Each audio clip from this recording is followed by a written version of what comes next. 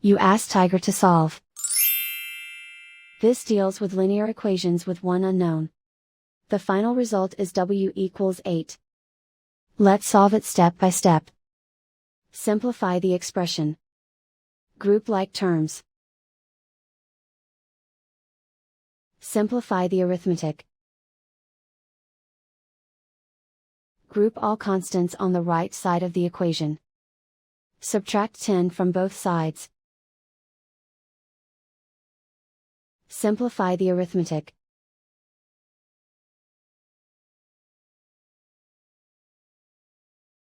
Isolate the w.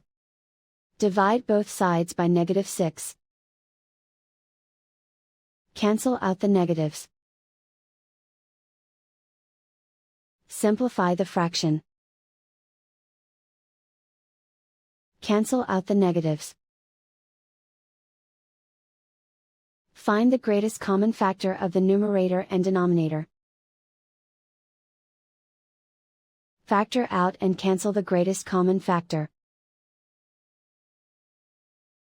And so the final result is w equals 8.